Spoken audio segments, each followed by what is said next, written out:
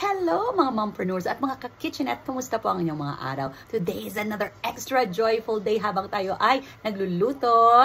Kalo-kalo, Rice is Life, my business blessing tayo. So exciting! Dakilang pasasalamat ang inihahandog, karapat-dapat kang purihin.